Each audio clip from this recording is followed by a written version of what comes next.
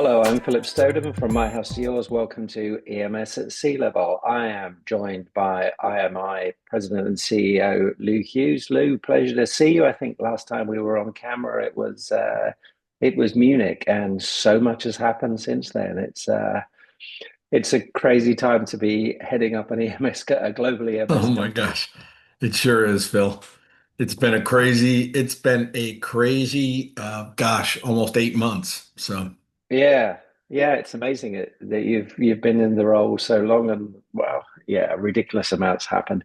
Let's just tackle the elephant in the room quickly. What are the latest feelings with respect to tariffs, and how's that kind of 90-day cessation making you feel, or are you stressed at what's going to happen next when those 90 days elapse?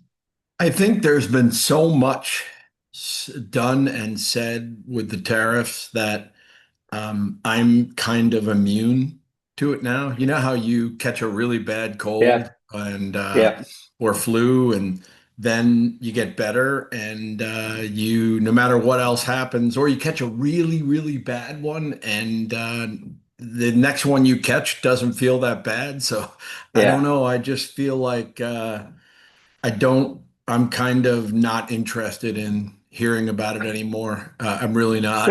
I think that our customers are totally frustrated yeah, by the whole situation.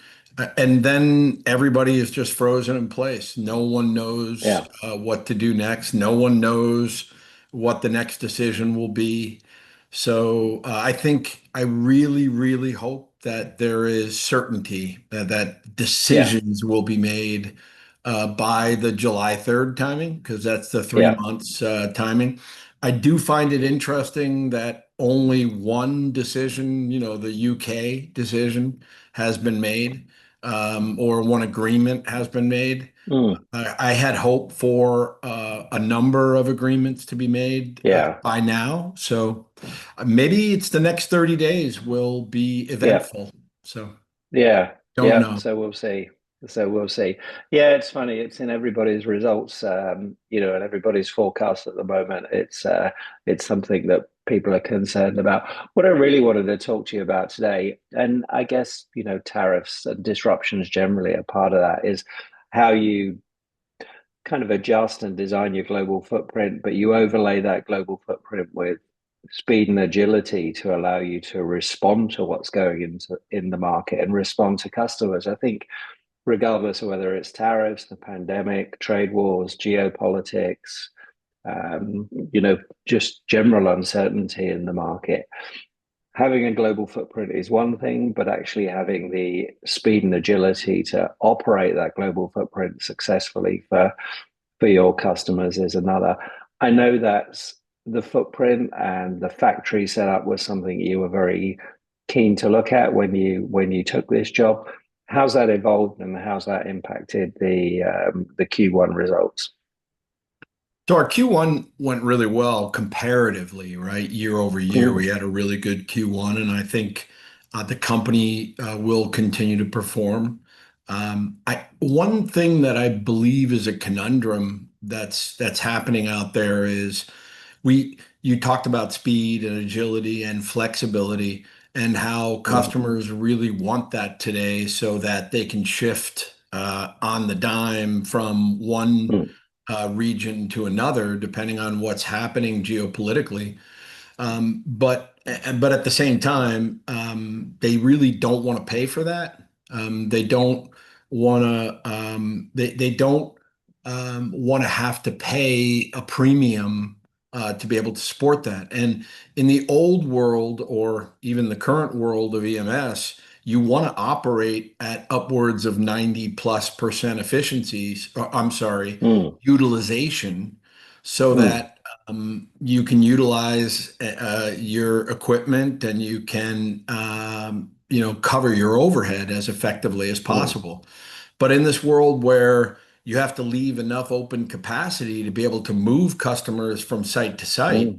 you can't operate at 90%, because the facilities have to have the flexibility to Yeah, take on a customer, or two or three, in a location that isn't expecting that customer, let's say.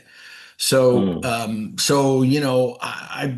we've been really struggling with customers as it relates to talking to them about, hey, first of all, you have to pay for additional test equipment, and fixturing and whatnot, because if you truly want to be flexible, then you have to be set You got up to to be ready in run two sites or three in two sites. sites, Yeah. right? But then they don't want to, have to pay the NRE costs. And Mm. if we have to ship testers back and forth from one location to another, it doesn't mean that that facility is going to be ready to come up to speed with that tester. It's the Yeah. equipment's heavy, it's expensive to airship. So, to say you're agile, to say you're fast and flexible is one thing, right? But then to truly be able to deliver that to customer at a competitive price that they expect is a completely different thing. So Mm. that is the dance that we're doing now with customers, is to say, well, you could have this price over here at this site, dedicated to this site, with one set of test equipment that gets amortized over the life of the program, or you could have two sets of test equipment. We could make room for you at both sites. We're going to have to charge you a Mm. little more to do that on a piece part basis and for the NRE. And customers just say no, no, no, no, no. So, so Yeah. it's tough. Yeah. Well, it's that classic EMS thing, isn't it? We want it now. We want it free, and we want perfect quality. So Yeah, I mean it's kind of, it's a it crazy really is. situation, It's but it's something another has to give. set. I guess it's another set of challenges that we have to figure out.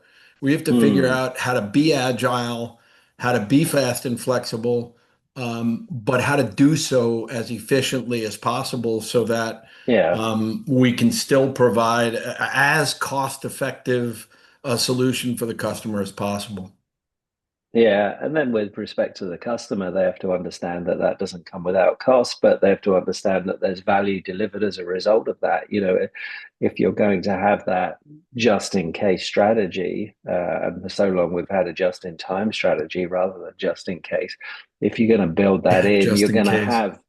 you're going to have Yeah. inventory overhang. You're going to have inventory in and Oh, equipment set inventory is up a in whole nother multiple thing. That's locations. right. That's Yeah, right. Because now you got to yeah, ship the inventory from one site to the other. yeah, And so it's extra cash so yeah, I like that just in time to just in case. That's really right. yeah. And being that what happens in the next 30 days across Southeast Asia might be shocking, right? It Mm. might be shocking that, Malaysia gets one tariff that's very different from what Vietnam gets, that's very different from what Thailand or Philippines gets. Mm. So that's Yeah. why customers will and may want to move production based on whatever the final result is. And that's also true of Yeah. Mexico. So, Yeah. um, Yeah. And you've got this nice mix of the Philippines, of China, of the EU, and of Mexico. How's the balance in those working out? And have you been able to kind of rationalize your footprint in each of those to where you want it to be, or is that still an ongoing process? ongoing process. By the time this airs, I think it will be public that, we have sold our Czech facility, and we basically Hmm. sold the asset there. We sold the real estate. We kept all the customers, and we're consolidating all of that to Serbia and Bulgaria, Hmm. our sites there.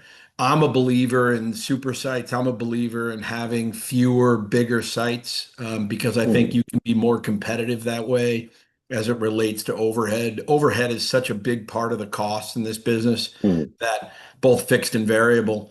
If you can't keep that below 10%, then you're just going to be in trouble. And Yeah. these small sites struggle to, they struggle to scale. They struggle to provide a continued competitive price for the customer. So, Hmm. by our growing in Serbia, our Serbia site's really great. We're in this great location, which is south of the capital, Belgrade, Hmm. a city called Nice, and we're kind of there alone.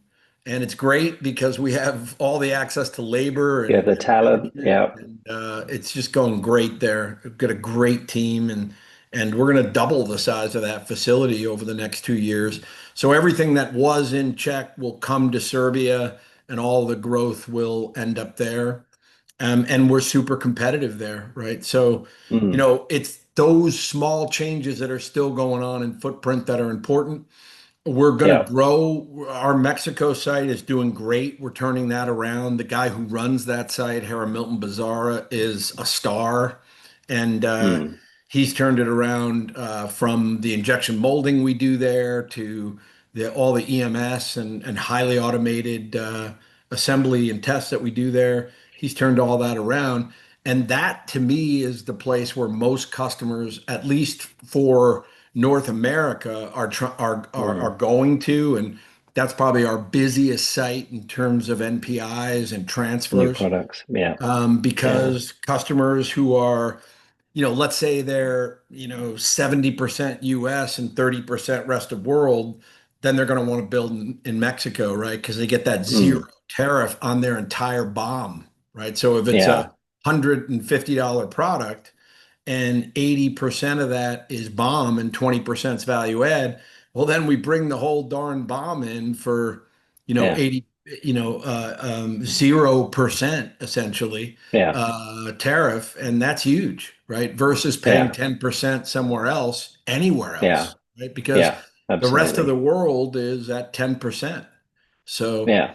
so Yeah. Mexico now, I have everybody has this worry right now, Phil, that the U.S. is going to force Mexico to apply the same tariff on China that the U.S. has. So, Yeah. if they're gonna, if for anything that's USMCA. So if that Yeah. happens, since most of the product we bring in from Mexico is coming from China, well Yeah. then it won't be It's so. a whole different ball game again, isn't it? It is a whole different Yeah. ball game again, right? Yeah, yeah. But So, I like what you're doing. I like that. I like the idea of those four super sites in Mexico, in the Philippines, in Serbia, and China. in China as well. And you've changed the footprint a bit in China. You closed the Chengdu facility, and you've rationalized. You're getting towards having that kind of super campus there as well. That's moving in the right direction. Is It that is. mainly serving the local Chinese market, or is there a lot of export out of there as well? Mainly local China for China. It's really our multinational customers that also do Mm. business in China.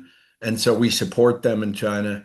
And but we still have to be super competitive in China, right? I mean, Mm. it is so competitive there right now, Phil. And Yeah, again, we have a really good team there that's at the top of their game, and they can provide. I think as it goes by our regions, they're probably the most efficient group of people in terms of their execution, yet they yeah, still struggle to make money, right? Because it's so yeah, hyper competitive. There's so much yeah, open capacity chasing less and yeah. less business, right? Yeah, So, yeah, yeah, and there's plenty of manufacturing talent there, and they've certainly over the last 25 years learned how to manufacture electronics very successfully, and they have and they a work very so hard. localized They have supply such chain. they have Absolutely, such an incredibly hard work ethic, and the supply chain short. So, yeah, yeah, it's yeah, yeah. yeah, There's a lot to offer there. Well, it sounds like everything's moving in the right direction. I really like this strategy of having these facilities. The only way you're going to build that agility and have that capacity to put stuff in is to have big facilities. You can't have that 10% of or 15% of available capacity spread over a whole bunch of small sites. So it no. seems a very practical strategy. Q1 results moving in the right direction. Hopefully Q2 continue that, and hopefully by the next time we speak, we'll have some more clarity on tariffs and what's going on politically. But Lou, Yeah. in the meantime, thanks so much for your time. Great. Good talking to you.